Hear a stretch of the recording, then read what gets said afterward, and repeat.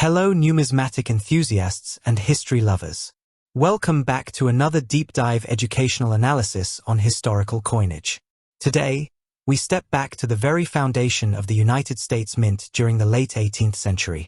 When Congress passed the Coinage Act of April 1792, establishing a national mint in Philadelphia, the early mint officers faced unprecedented technical hurdles. Producing standardized coinage without steam power or modern automated machinery required exceptional hand craftsmanship, precision metallurgy, and painstaking manual die preparation. In this extensive guide, we will analyze how early planchets were crafted, how dies were manually engraved, how hand-operated screw presses functioned, and how specific diagnostic markers allow collectors and researchers to verify original 18th century American coins today. To understand early American coins, one must first examine the physical raw materials and metallurgical processes of the 1790s. Early mint operations relied on small-scale furnaces to melt down foreign silver coins, copper ingots, and gold bars into standardized metal strips. Metallurgy during this era was far from modern precision standards. Mint assayers had to manually refine precious metals to match strict legally mandated purity levels. For early silver coinage, the metal composition was set at roughly 89% silver and 11% copper, though later adjustments refined this mixture to 90% silver. Once the metal was melted and cast into long bars, laborists fed these bars through horse-powered or hand-turned rolling mills. This critical process flattened the cast bars into long, uniform strips matching the exact thickness required for each specific coin denomination. After the metal strips were rolled to the target thickness, blank planchets were punched out using heavy mechanical hand punches. Because early rolling mills produced minor variations in metal thickness across a single strip, blank planchets were far from uniform in weight. Mint workers were required to individually weigh every silver and gold planchet by hand using balance scales. If a planchet was found to be slightly heavier than the legal target weight, a worker took a fine steel hand file and gently removed excess metal across the face or edge of the UN-struck blank.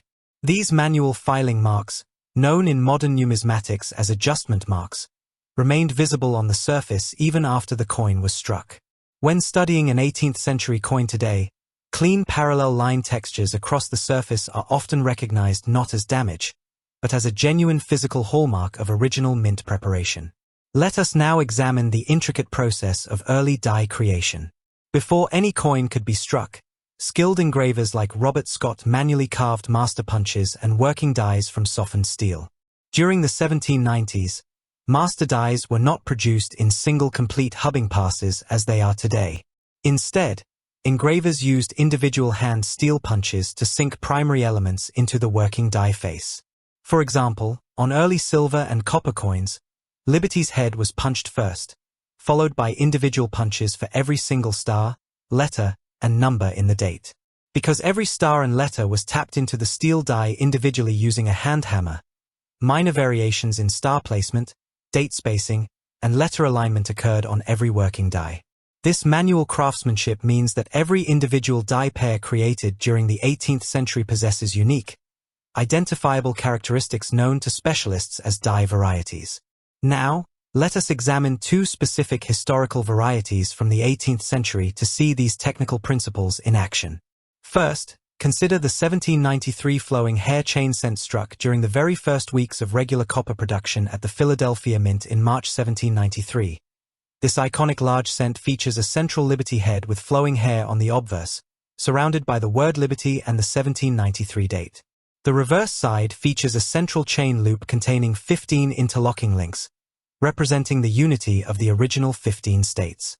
Because the 1793 chain cent was produced on early, hand-prepared copper planchets, authentic specimens weigh precisely 13.48 grams on a calibrated digital balance scale. When inspecting a 1793 chain cent, researchers look for distinct hand-punched letter forms, individual star positions, and subtle die cracks that developed across the working die face as production progressed.